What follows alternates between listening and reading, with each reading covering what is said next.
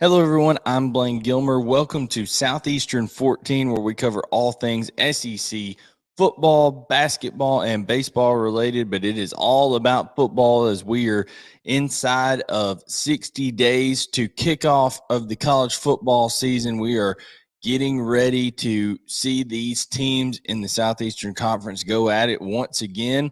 And in the meantime, we are counting down our top 5 in each different position group. We've already done a series on quarterbacks. Now we are in the midst of running backs. Started off with honorable mentions and the number 5 player on the list. In our previous video today, we're going to be counting down number 4 and number 3. So we'll take you back through what we've done already and look ahead into the rest of the countdown here. At least number 4 and number 3.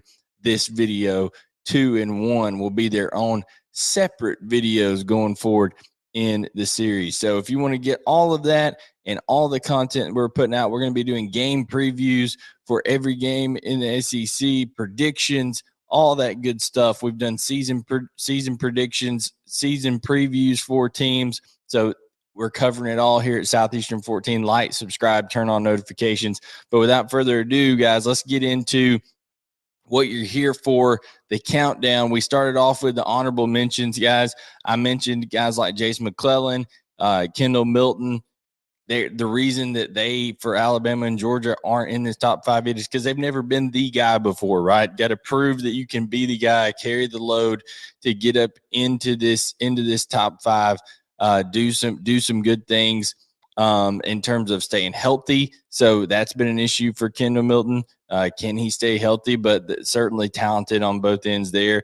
Montrell Johnson and Jabari Small, the reason they're not in there is because other guys on their team are in the top 5, and we're going to get to that in just a minute. Jaquavius Marks, can he switch over to that pro-style system from the air raid, get more carries, things like that? We have to see. Jarquez Hunter, there's a suspension deal there. I skipped over Cody Schrader at Mizzou. Had a good year. Can he back it up with another good year? Branson Robinson at Georgia has health issues with his foot. How is he going to bounce back from that? How many games will he miss? And then Noah Kane and all those backs down at LSU. It was kind of backed by committee. So really just want to see one of those guys kind of step up and take a stranglehold on the running back spot. Number 5 in our countdown was Trevor Etienne at Florida. Listen, he had over 700 yards rushing as a freshman last year in the SEC. That's a remarkable feat. That's something incredible that he did. And also he is just so elusive every time he touches the football. Makes somebody miss, seems to make something happen. So Trevor Etienne at number 5 is who came down in our number 5 spot on the countdown, top 2023 SEC preseason running back rankings. And number 4 is Jaylen Wright for Tennessee. And the reason I put Jaylen Wright here is because this guy is a home run hitter, and he really started to come into his own last year for Tennessee. 160 yards rushing against Vanderbilt, followed it up with 89 yards rushing and 8.1 yards per carry against Clemson in the bowl game. He is a home run hitter. Like I said, he had a hand clock time of in the 4.2s coming out of high school, and his 40. He's up to 5'11", 205, anywhere between 205 to 210 pounds. You see him listed. So he's getting more mass. He's able to add a little bit of strength with that deadly speed. But every time you see Jaylen Wright touch the football, you think it's going to go the distance. I mean, he is explosive.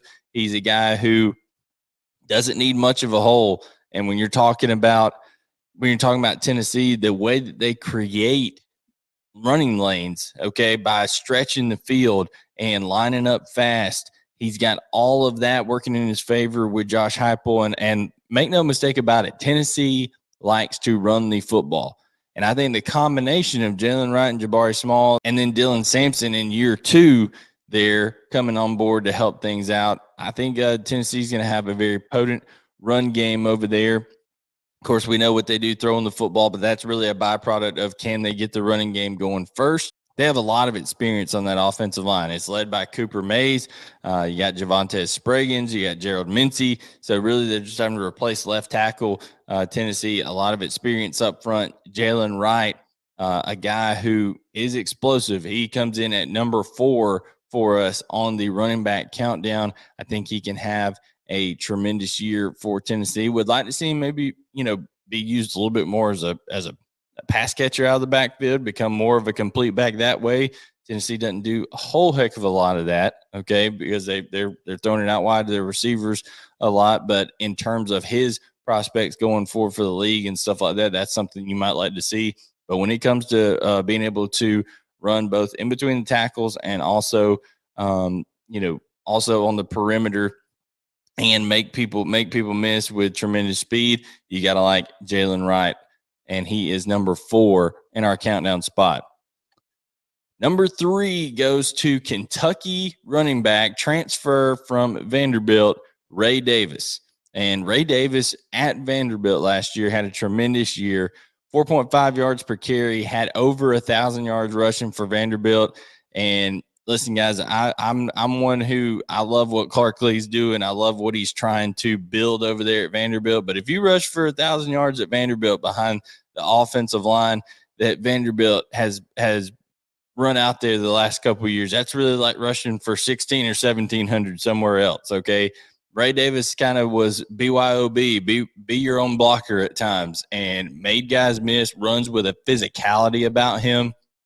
I just really love the way Ray Davis approaches the game, and I think he's going to bring a toughness to Kentucky that we've seen out of, previous backs there, whether it's Benny Snell, whether it's Chris Rodriguez. I think Ray Davis is the perfect fit that Mark Stoops could have brought in to help that offense out.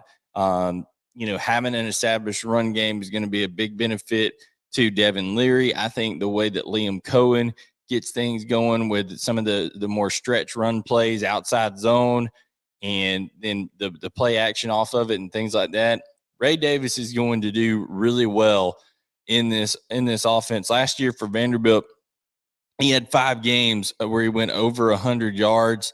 And like I said, he's just a talented guy. 29 receptions for 169 yards last year for Vanderbilt. So he can catch the ball out of the backfield. I think he's a complete back. He's sturdy. He can handle blitz pickup.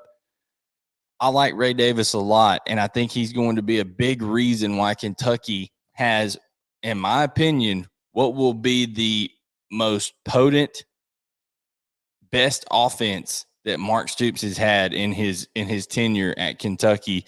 I like Devin Leary over there a lot. I love the receivers in Tavion Robinson, Dane Key, Barry, and Brown. And now you add a physical running back, a guy who can carry the load.